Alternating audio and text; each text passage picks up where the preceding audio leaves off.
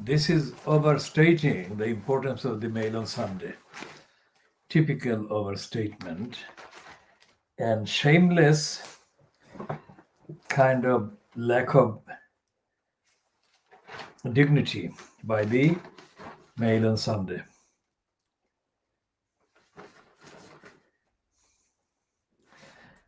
And there is a piece in the same mail on Sunday, page 2, which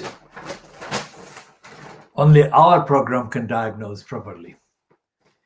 No other program, no other outlet, no other platform can do that, including the Mail on Sunday, which is supposed to be critical of Andy Barnum, whom it is calling Bully Barnum. And it's calling him Bully Barnum in a story about him allegedly threatening plan for more mayors. Now, this is the one that we actually discussed at some length when we condemned the Murdoch Times on the 14th of October. When we condemned the misrepresentation in the summary of the editorial, Mayor Culpa, that the Murdoch Times had run on that day.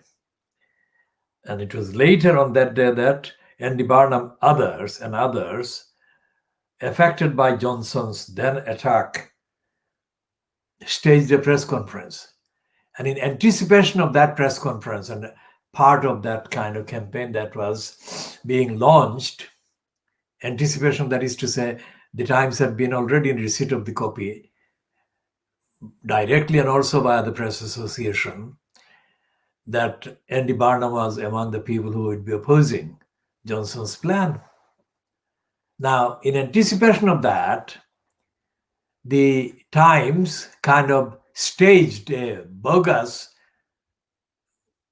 minute of solidarity with those mayors and had a go at the Labour leader Keir Starmer at the same time, saying that when the history books were going to be written, it would not be Keir Starmer who would be lauded by the historians for taking a stance. It would be the mayors who would be treated as the tribunes of the people. Now, we said that all of that was wrong, completely wrong, not because the tribunes of the people should not exist, but the mayors are not tribunes of the people. Number one. Number two is that the role that they were being given credit for was not an extraordinary thing that they were doing over and above their duties. As democratically elected holders of posts, they had the basic duty of defending the communities in whose name they stood in those positions. Now, the Mail on Sunday today is having a kind of, it is showing the kind of signs of Boris Johnson staging a kind of retaliation in terms of public relations. And the Mail on Sunday is nothing if it is not part of the corrupt Boris Johnson and the right-wing conservative kind of cabal. So it says ministers, as if the word ministers is supposed to be in any way credible or legitimate. Ministers are reviewing plans to appoint more local mayors in the wake of row with the Manchester mayor Andy Barnum over the city's lockdown. And it goes on and it says,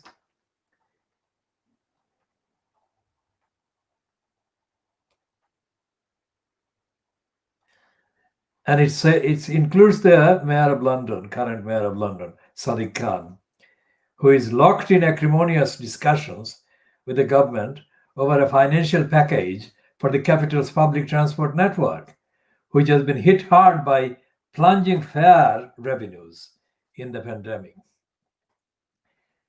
A source close to the London mayor said Sadiq cannot accept a deal in which Londoners would face higher fares, higher council tax, a hugely increased congestion charge, zone, and concessions for children and over 60s being scrapped in return for the same financial support that is being given to the private sector, that is, private train companies with no strings attached. So it is essentially not about democracy. It's not essentially about the government being accountable to the people, and most certainly not about being fair or relevant. It is looking for an excuse, any excuse, to run a story that actually distracts and diverts attention from Boris Johnson's bias, negligence, prejudice, and hostility and cruelty.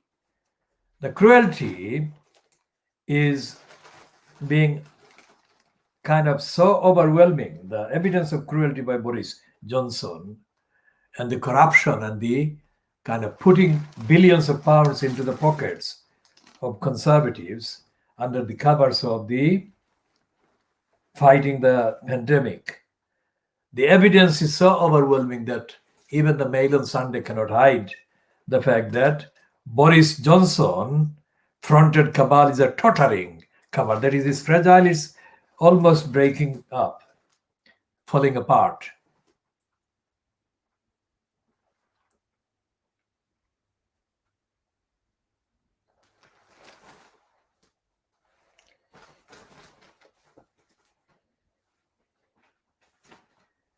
And there is a piece about Meghan Markle and Harry, another one. And Meghan Markle is being reported there about her standing by her friend in support of the claim that there is in operation, and there was in operation, there had been in operation, there has been in operation a white privilege culture.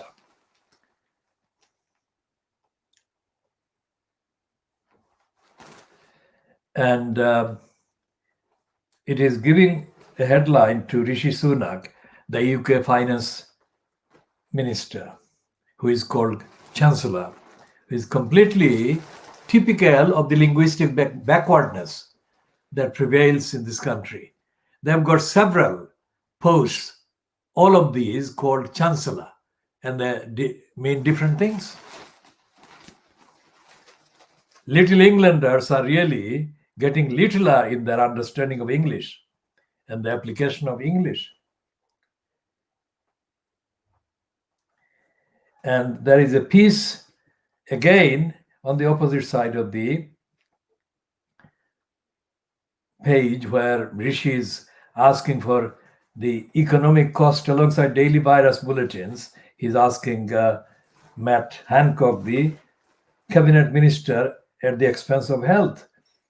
And on the opposite side is a piece by the political editor of the Mail on Sunday saying muscle flexing Sunak is acting like he is already prime minister. Now that is the thing that we said before, that no matter what the evidence, how overwhelming the evidence that Boris Johnson is unfit and incompetent and cruel, the Mail on Sunday would find some excuse to divert attention from that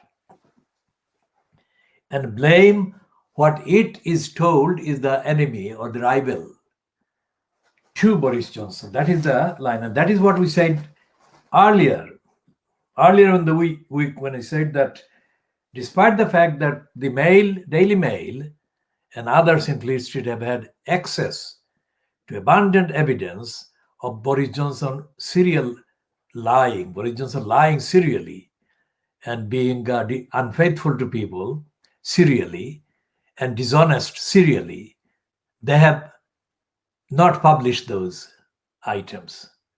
Even the Tom Bauer kind of linked piece about Jennifer Arcuri eventually admitting that she had a sexual relationship with Boris Johnson. Even after that, the Mail on Sunday and the Daily Mail are still standing by Boris Johnson. He cannot do any wrong.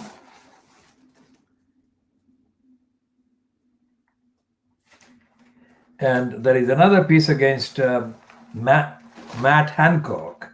It's not against Boris Johnson. It's not a headline about Boris Johnson being asked to quit. It is any minister but Johnson. So it's the minister at the expense of health, as I said, that is being told to quit by Rocco Fortes Hotels Group owner because of his ineptitude and his kind of lack of fitness.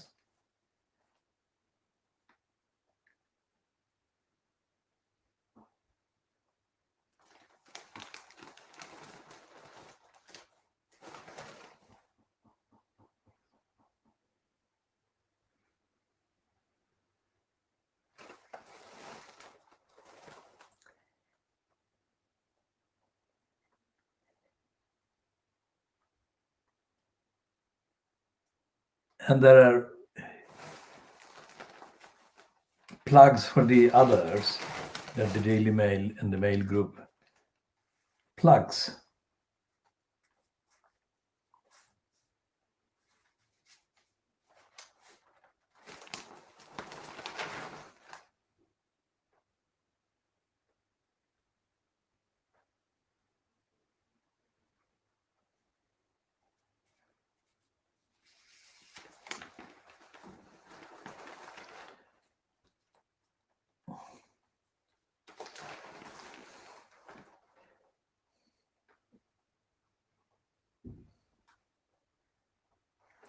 And here is a piece again by David Blunkett.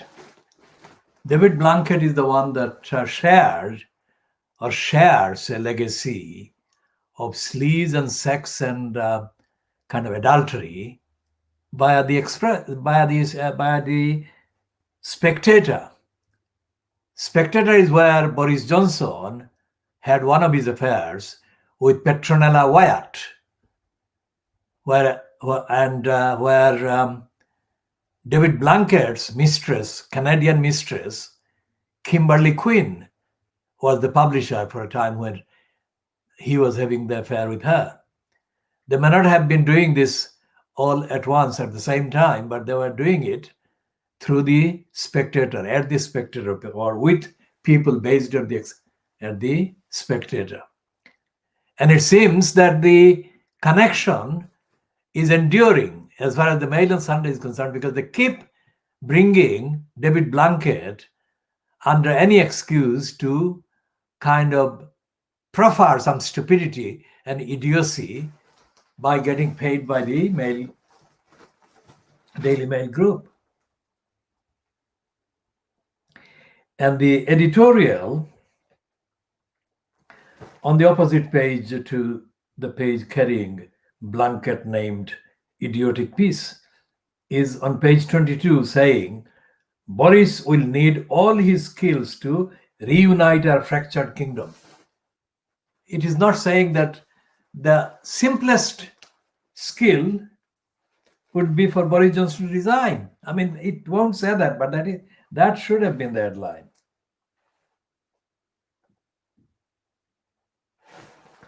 And there is a continuing piece about the Labour Party, and it is clearly a piece that will suit the opponents of Corbyn.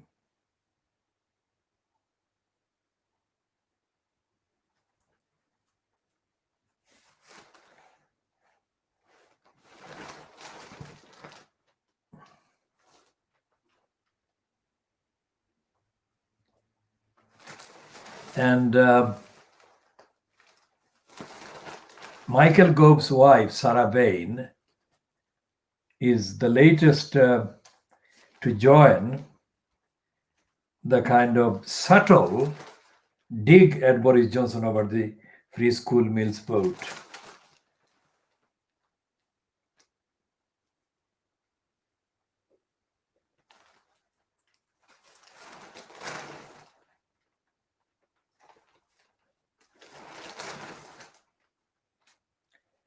And it has a 2-page spread by Ian Burrell, headlined Anarchy in the USA. It was renowned as America's most liberal city. But in this alarming dispatch, Ian Burrell reports from the streets that have become a crucible of the country's gun-fueled culture war. It is Portland in Oregon. And but there is nothing in the Mail on Sunday that actually examines the criminality and the corruption personified by the conservatives and the cruelty personified by Boris Johnson and the 322 MPs who voted against giving poor children the free school meal. And so that is the Mail on Sunday. Of course, it's not item by item, but it's a general impression of what is the package doing to the gullibles.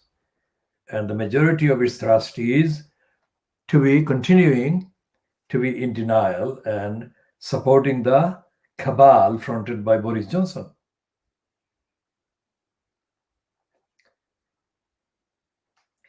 And there is an admission in the Sunday Times which ran a stupid piece last Sunday about the Arab minister for tolerance groping and sexually assaulting a highly suspiciously staged kind of operation by a white British woman, while they are not covering the biggest story that is running in communities across India after the latest murder and gang rape of a woman from the so-called low caste.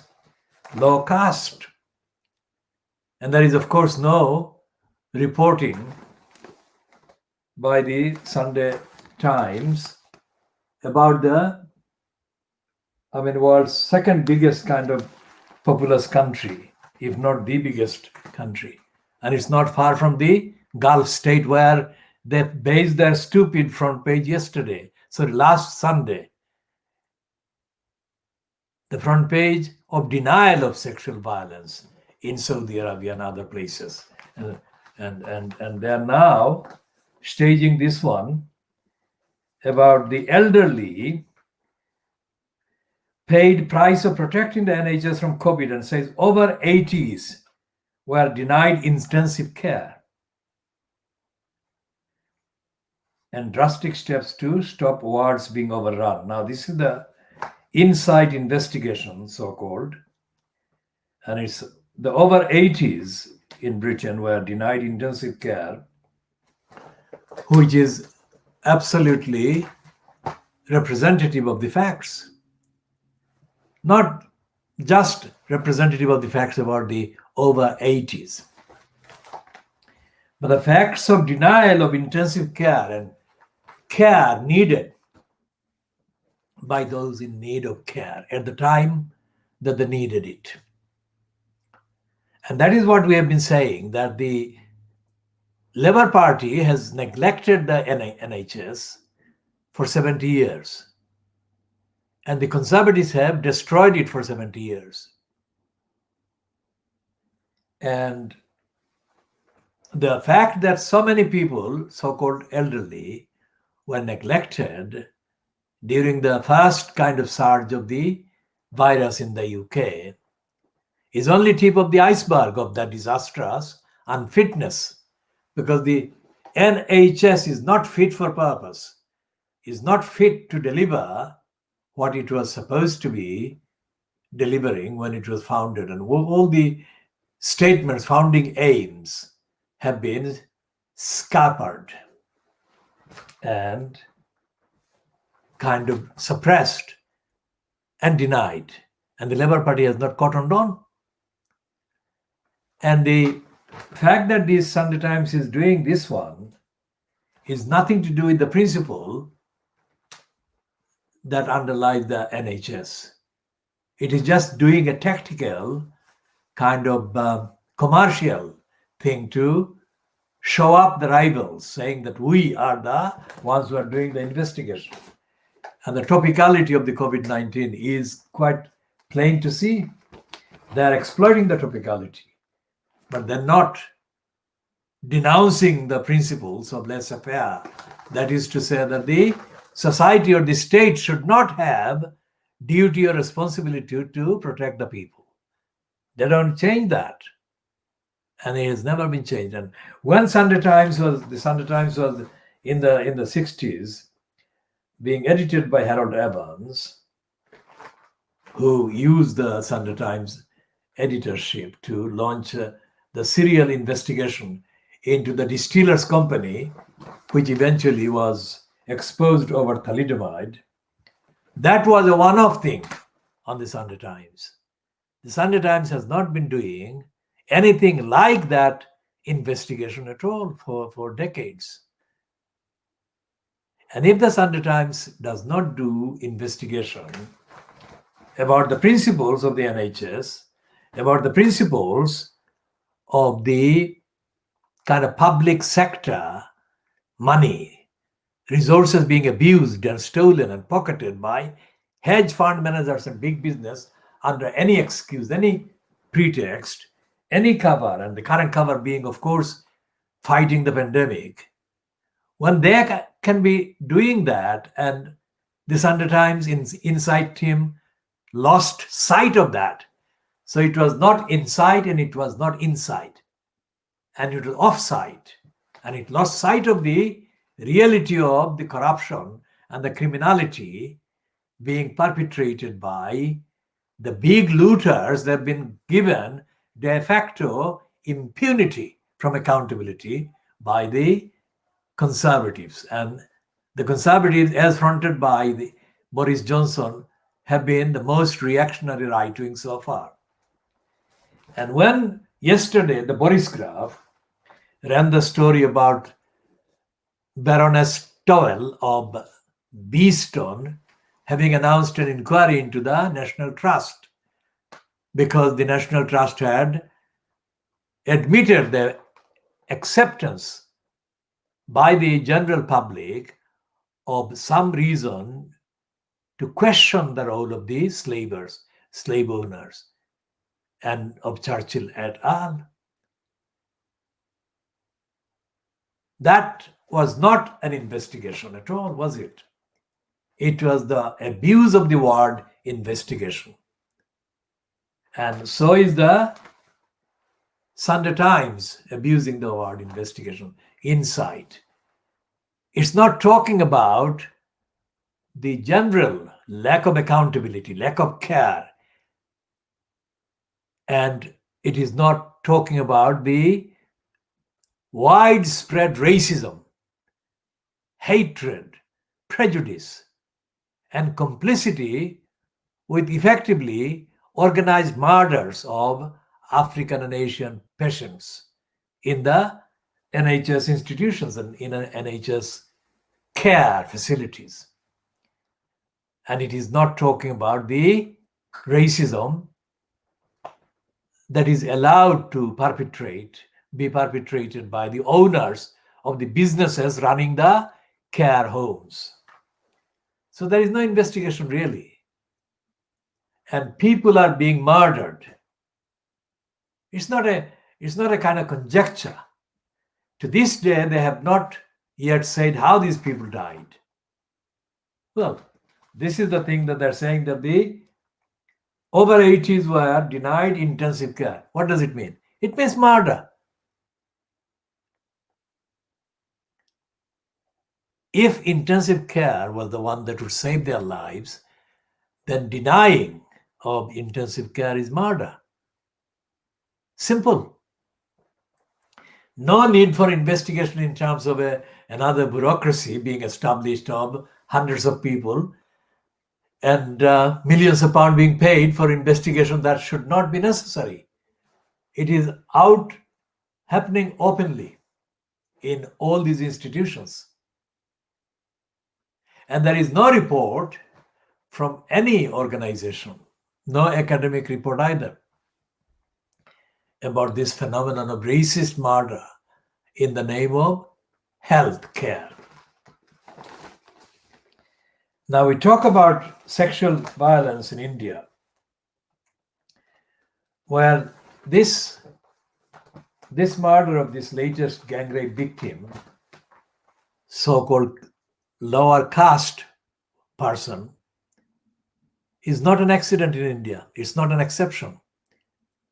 In the last kind of, let's say, few years, especially during the period of the Brahmins, BJP coming into power 5-6 years ago, there have been increased incidents of gang rapes, individual rapes and murders of Muslims and of scheduled caste and lower caste people.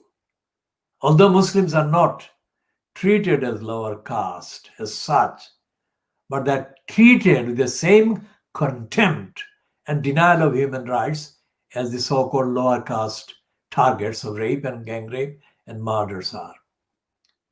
So regardless of the kind of caste difference, Muslims and people of the so-called lower caste are treated without any human rights at all in India.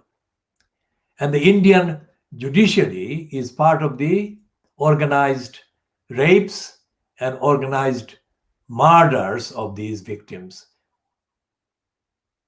Scheduled castes, so-called, lower castes, and Muslims. Now, it's interesting that a woman in India who became Prime Minister of West Bengal, by claiming to be original, that is, grassroots Congress, Trinamool, she, being a woman and also articulate against the BJP cabal fronted by the Brahmins, murderer, Narendra Modi, who was involved in complicity with the police who were responsible for allowing the mass murders of Muslims at the beginning of the century in Gujarat.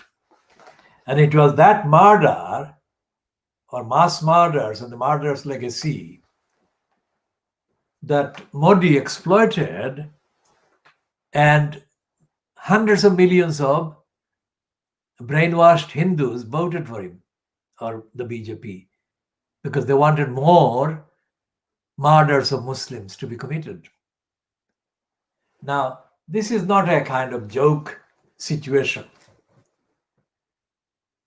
The United Nations yesterday, Saturday, 24th of October 2020, issued a number of platitudes, including a token reference to the concerning situation in which the Rohingyas were existing. But the United Nations has not expressed any opposition to the Burmese genocidist regime fronted by Aung San Suu Kyi. And there is no mention in the British press, no mention in the Fleet Street papers, no mention in the BBC or Sky News or any of the dispatches issued by the three dominant Western media organizations, AFP, Reuters, and the Associated Press in the US and North America. And the fact that the Indian BJP is in power and has been kind of criticized for other reasons by Mamata Banerjee in West Bengal. Mamata Banerjee has been quite silent about the almost rape of a very young Hindu female, an artist who went to a place called Datong, which is in the Medinipur kind of district, where the current MP is a BJP MP. The current MP got elected in 2019. Until then, it was a supporter of Mamata Banerjee. And when this singer, the young person in her 20s, Mekhla Dasgupta, was almost kind of gang raped in November 2018 in Danton. Her assailants were police. She had gone there to perform in innocent faith. She went there to perform as a singer at an event organized by the police. And it was the police who almost gang raped her there in Danton, in Medinipur area, in West Bengal, in November 2018. Now, our campaign has been asking Mamata Banerjee to explain what action, if any, she ordered or had kind of undertaken against the police about the near rape, gang rape of Mekhla Dasgupta. And Mamata Banerjee has not squeaked one word in response. We can say that on the record, and we shall pursue this investigation and inquiry. Not only because of the fact that this person was not the target of the possible gang rape, inevitable gang rape, was not only not a scheduled caste or low caste person. Her name Dasgupta gives a clue that she wasn't. She was of the ordinary kind of Hindu or Brahmin kind of family background. That is what we suspect she belongs to. So even if she could be targeted and almost raped, gang raped at a police event by gangs of police, then Mamata Banerjee has lost all credibility, absolutely, if she continues to remain silent about this 2 years on. And worse than Mamata Banerjee losing credibility, it is the claim. It is the claim that the United Nations makes about India. Because in the last few weeks, in the run-up to the 75th anniversary of the founding of the United Nations, various outlets of the United Nations, fronted by this preacher man, Antonio Guterres, have given credit to India for being democracy and place for free expression and all the other things. That is not true. Not true to the victims like Mekhla Dasgupta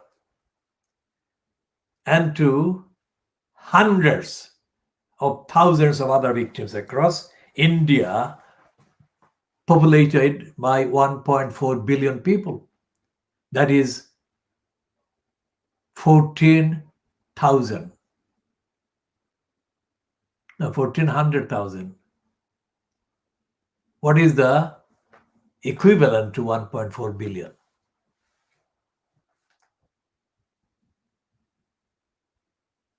Whatever it is, hundreds of thousands of women, children, and others, including men, are being sexually violated in India and have been. And the Indian governments centrally and the Indian governments locally or provincially have not done anything. So we shall focus on Mamata Banerjee for a number of reasons, because unlike any other governor or prime minister in a province across India, she has been responsible for her own profile being established as a critic of the BJP regime. Nobody else has come anywhere near establishing their profile as a critic of Modi and Modi-fronted regime. And so if she, being a woman and being kind of on the record as having opposed the Brahminist agenda and the fascistic agenda, if she is unable to speak against the police nearly gang raping a woman in her early 20s, a woman from a Dasgupta family, not a lower caste family, then there is no place where they won't go. They are not respecting anybody. So we shall be going back to Danton, and we shall be asking some of the Indian outlets that actually covered the initial report that were based on the Facebook posts that Mekhla Dasgupta posted within hours of her being bullied, harassed, terrified, petrified, and just about in time able to escape what would have been a gang rape, no doubt whatsoever. Because as she was posting, and she was posting even 20 hours after the incident, she was saying she was still feeling danger and in fear for her life. What did Mamata Banerjee do after hearing about this? Mamata Banerjee owes an answer to not just Mekhla Dasgupta, but to all the people in West Bengal and to all the people across India and across the border in Bangladesh as well, because she has got a lot of following in Bangladesh as well, which is where the so-called law change, the change of the law has been announced to the effect that rapists should be given the death penalty. We have got bad news for whoever says that is the good news, because even after that particular item was kind of published that rapists should be given the death penalty in Bangladesh, at least 10 or 20 or 30, 40, even 100 other persons have been raped, gang raped and attacked across Bangladesh. So it is not deterring the rapists. It is not deterring the criminals. And there is widespread awareness that the reason why these rapists, whose affiliations are connected with the ruling Awami League party, the reason why these rapists and these criminals and these murderers feel confident that they can do it, they can continue to do it, is because of the impunity de facto that they are still enjoying from all their crimes, no matter what the change of the law may say is going to do to rapists, gang rapists, individual rapists, sexual violators of people. And that actually also needs to be seen in the context of the licensed law system in the country. Of the three countries, Bangladesh, Pakistan, and India, Bangladesh probably has got the weakest kind of structure in terms of holding anybody to account in terms of the licensed law trade.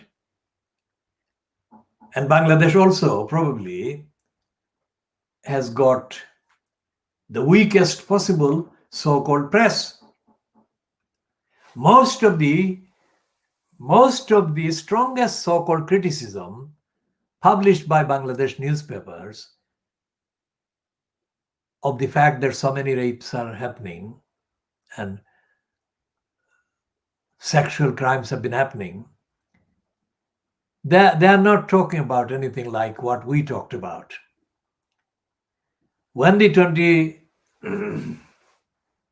25th of September gang rape of the young person in Sylhet MC College took place, Our first commentaries in response included the fact that there was no established judicial process in Bangladesh. There was no established prosecution process or system in Bangladesh, so that criminals can do whatever they like. The only thing that the criminals rely on is their kind of links with the party in power, whatever the party is. We are not bothered about the name of the party. We are bothered about the fact that that can be a factor at all. We said that Bangladesh should not allow rapists to live there.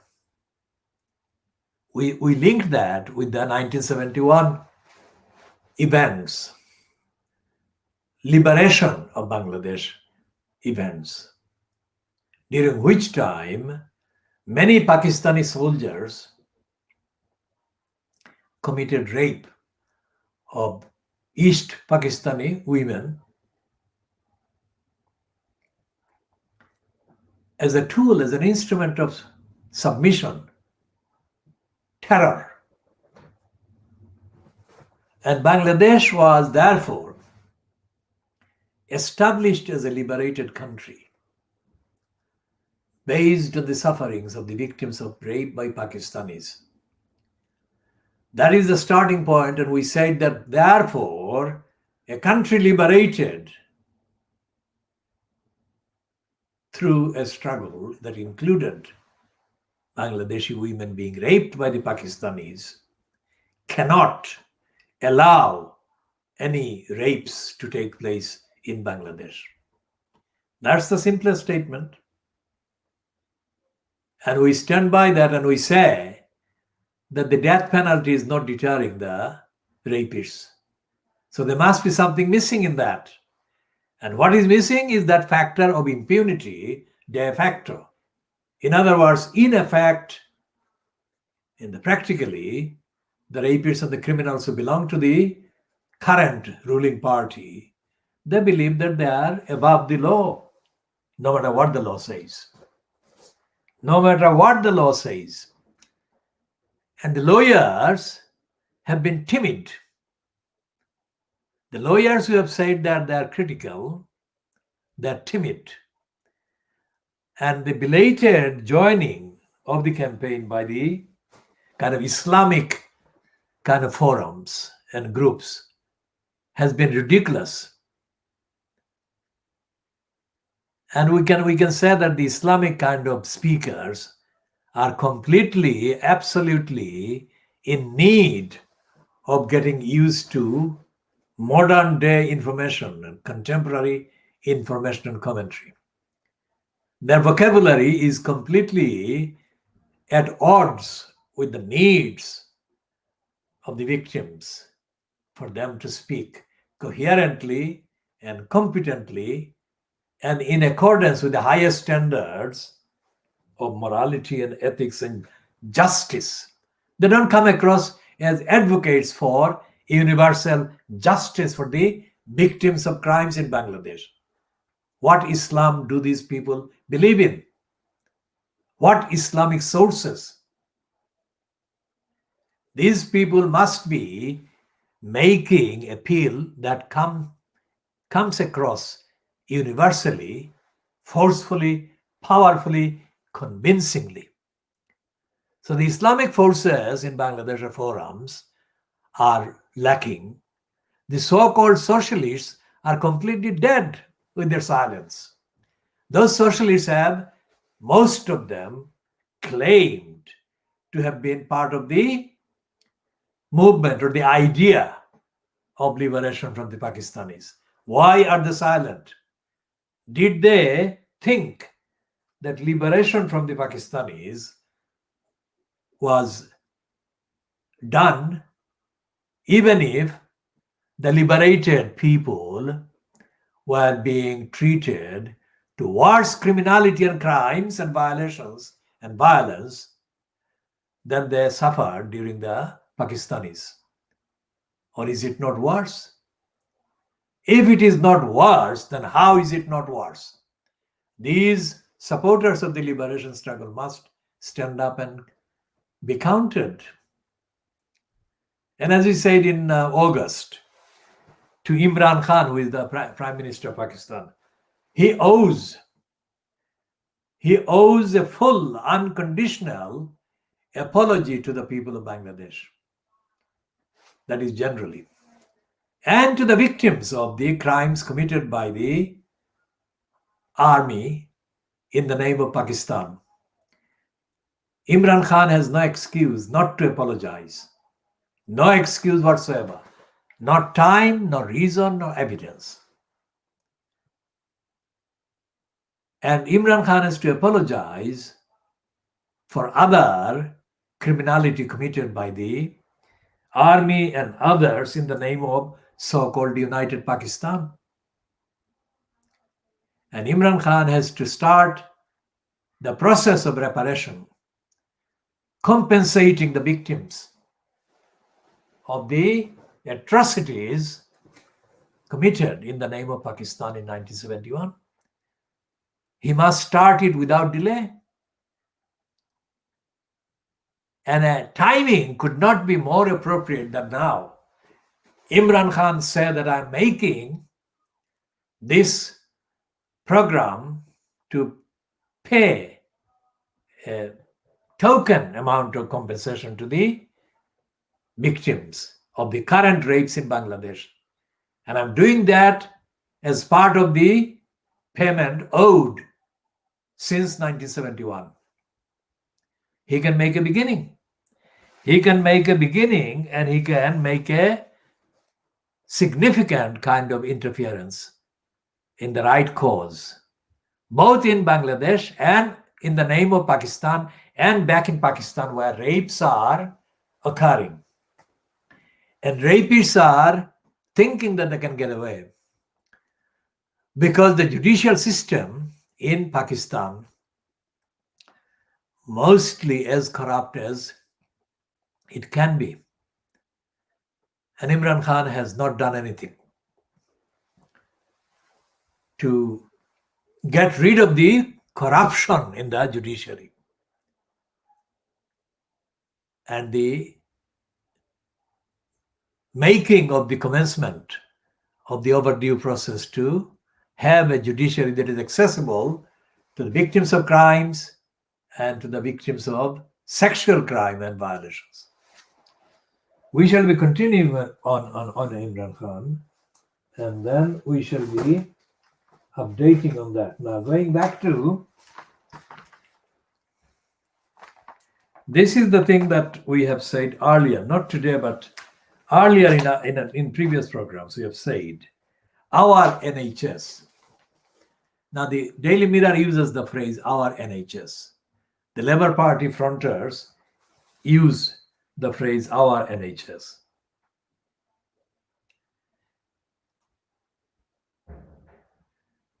And this is the thing that is completely unacceptable, because when it says our NHS, it actually cites as constituting our NHS staff. And as we have said, the NHS staff absolutely matter. But the people who need the NHS service matter more. Think about that, Daily and Sunday Mirror. It's the people who are in need of NHS service that matter more, far more than the NHS staff. We hasten to say, of course, the NHS staff should be given due recognition, due support, and due respect, and the due money. But they are not the most important. If you want to make a hierarchy, numbers, it is the people who need the service of the NHS that are of the utmost priority and importance, and they should be given the service.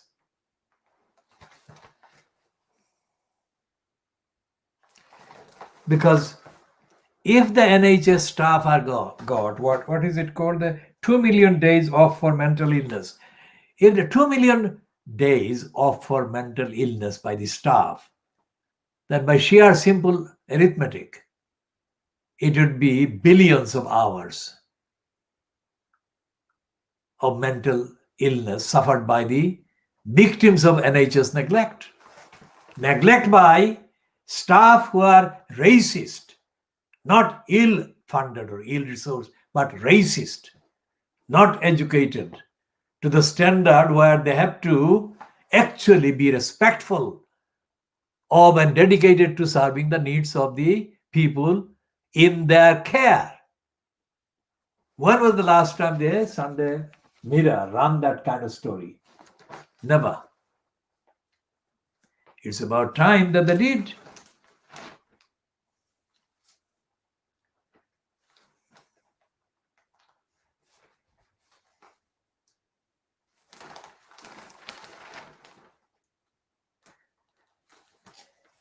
Because they're running this two-page spread. They're running this two-page spread on pages 4 and 5 about the thousands of NHS staff at breaking point, scarred and scared. So what do the patients in the NHS facilities go through? They're scarred, scared, and petrified. And some of them die without anyone noticing. And the fact that they're talking about the health staff as if being health staff is equal to caring health staff. That's the significant difference. It doesn't equal.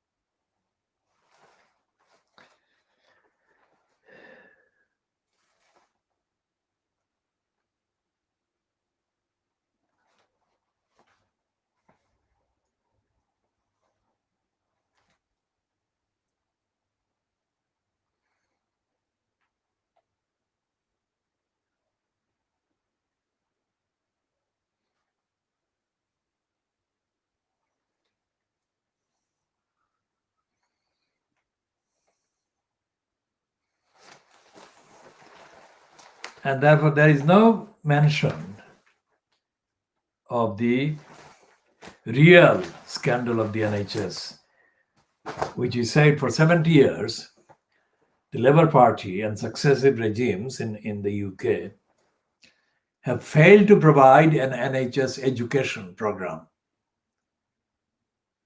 because there exists nothing that actually prepares staff for the NHS or for an NHS, that is a health service that is true to the aims, founding aims and purpose of an NHS that delivers service at the point of need. The existing UK universities, academic kind of courses don't do it. They're inappropriate, out of date, obsolete, not relevant to the needs of a national health service.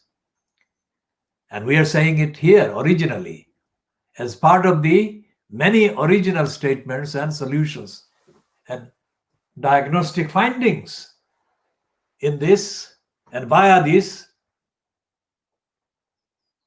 world exclusive diagnosis of the media and history. So stop failing the NHS, and there is no hero. The only heroes in the NHS are the people who are in need of desperately in need of health care. They are being denied. And it's not just over 80s. that the Sunday Times says. It's people, African people, Asian people, and people of a particular class in this country that are denied the service.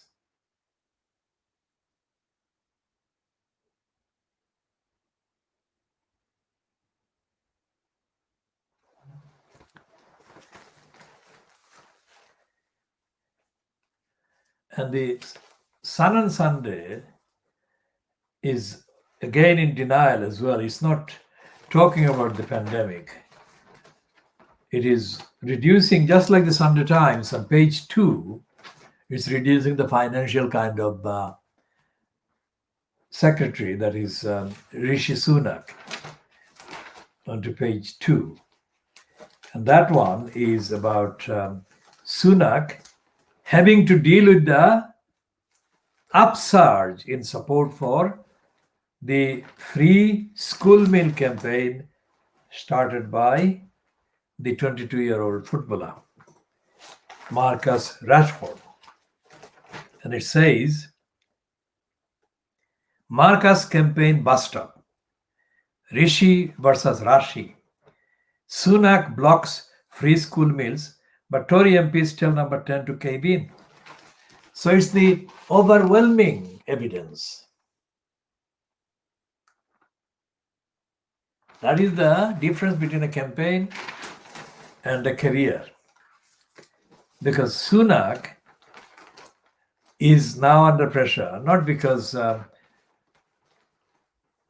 Sun is saying it, but he's under pressure because the MPs, mostly in the areas where the kind of deception of the conservatives at the 12th of December 2019 election across the north, northwest and north and northeast, where the voters were lied to about the miracle Brexit getting done, Tories, they're realizing that the Tories will never change into being human.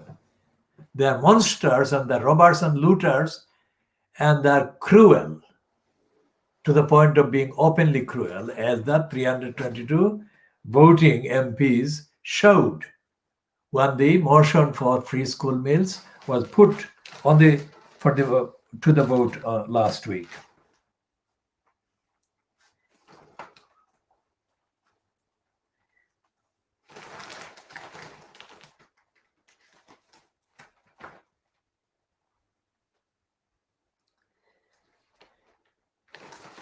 And there are other pieces that are not about the pandemic crisis, health crisis, or economic crisis, let alone the housing crisis, far less about the 75th anniversary of the United Nations, which apparently was kind of marked yesterday. The scum is doing this rubbish, and it's full of pages like that inside, except this token piece, as we have said, about Rishi versus Rashford. That is Rashi. That's what they're saying. And the fact that they have moved on and are not talking about the reality of poverty and hunger and discrimination, the reality of lack of housing rights, the reality of the absence from the English, because it is English-led, England-led, or England-controlled rather, judicial bureaucracy. Because the judicial bureaucracy in this country is responsible for giving the rubber stamp of legality to all the criminality and crimes being committed by the state, either local state or central state. And when we say local state, we of course refer to and mean to refer to the local councils.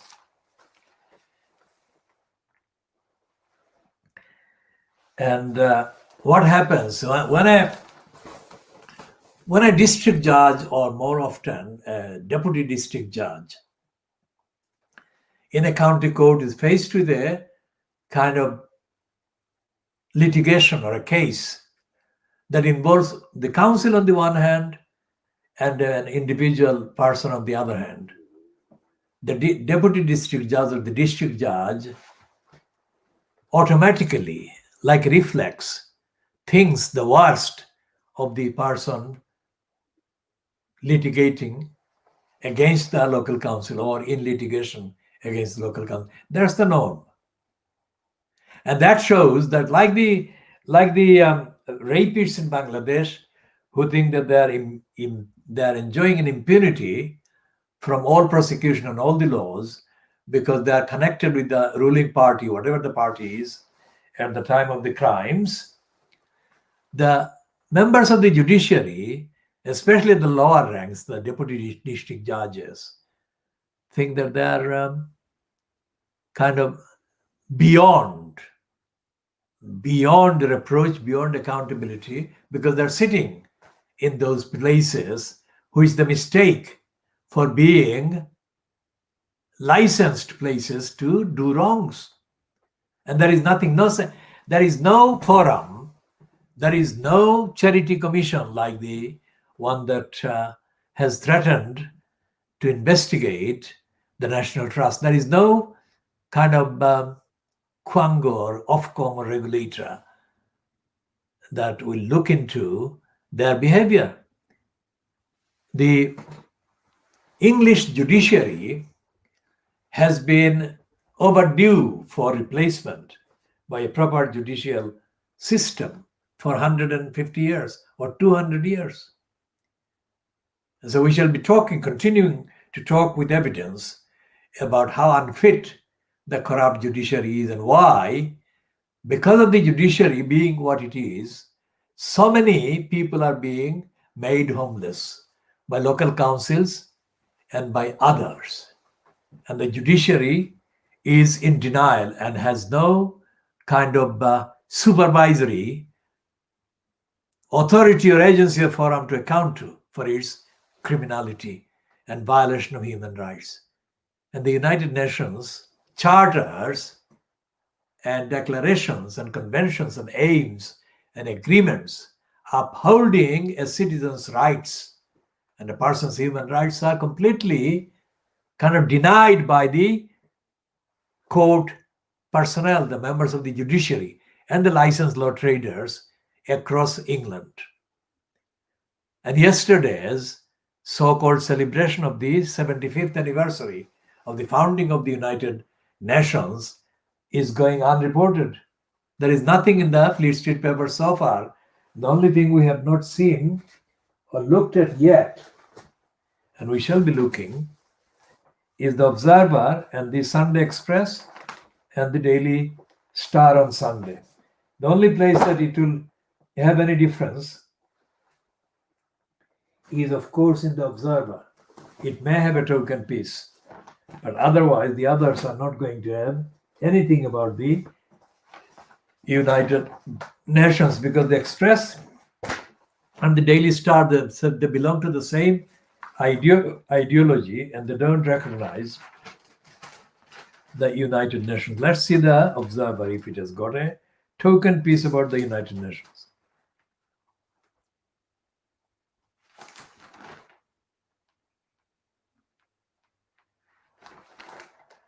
And there is nothing on up to page 7, there is nothing.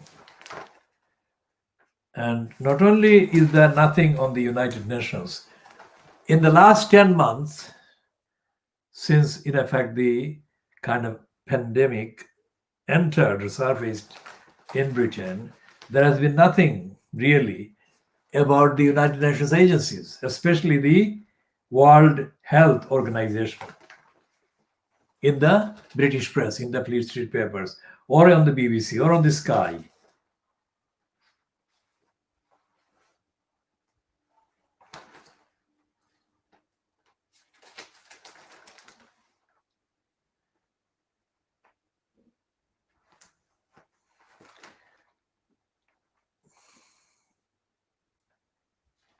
And the only reference they have to outside the UK is in Italy, to Italy where there is a fear that the city where the pandemic first struck Italy is dreading the effect of a second surge and second spread.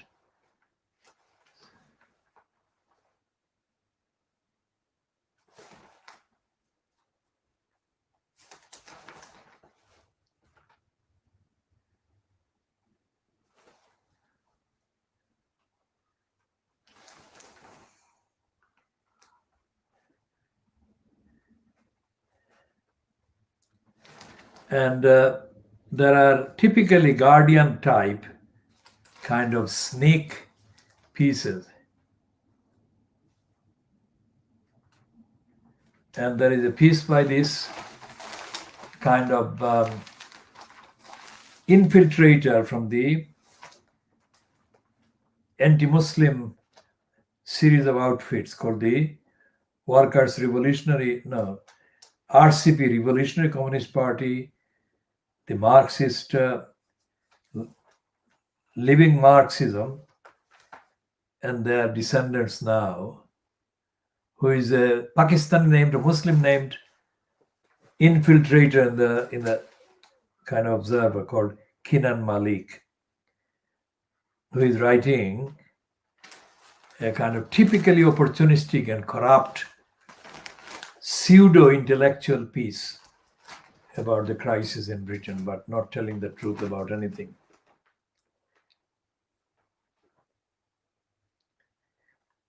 And there is a piece about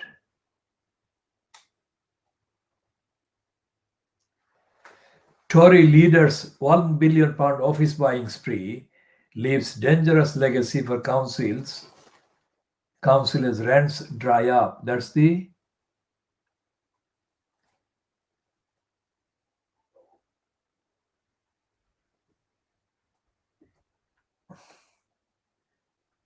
story about the Tory leader of a council who is friends with Boris Johnson. Now that's not a really news story at all. And the pieces about the world are typically contemptibly ignorant and detached, and that treat the rest of the world as kind of still third world. That's the Observer.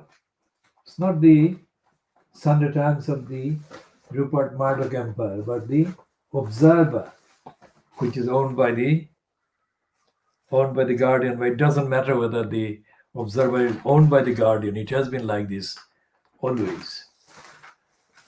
The Observer was owned by Tiny Rowland before, and it was as racist then as it is now and has been since. And despite the fact that the editor was called Pixie, as compared to the kind of his allegedly better alternative for a catch by the Indian prostitute, Pamela Baudes. Despite the fact that Pixie was not as bad as the kind of Sunday Times, bad in terms of the kind of narrative ran in the Observer when Pixie was editing it for Tiny Rowland. Despite that marginal difference, the essential narrative in the Observer remained loyal to the same narrative that the Sunday Times carries and carried at the time as well. So what we have got in the papers today, Sunday papers, in terms of the narrative, in terms of the kind of lying and the pretext, excuses to shield Boris Johnson, there is nothing being told about the real extent of the virus, the real extent of the kind of casualties of these so-called over 80s or other victims of neglect and negligence. There is no factual data as to where the people are falling victims and why they are falling victims. What's the common factors there are? There is nothing like any of the practical facts that would help individuals make a particularly useful and probably life-saving decision. So the newspapers altogether, collectively, the ones that we have seen today, their pages number about 2,000 pages or 3,000 pages if we include the supplements and the kind of various extra sections.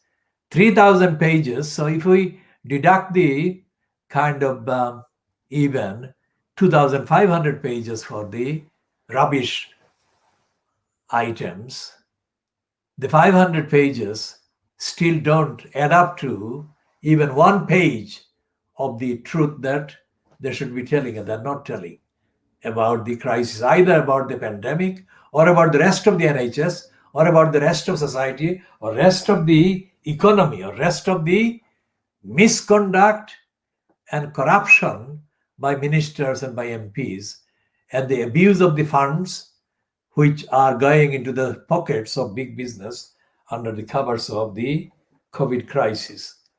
We shall be continuing this, obviously, in part 3.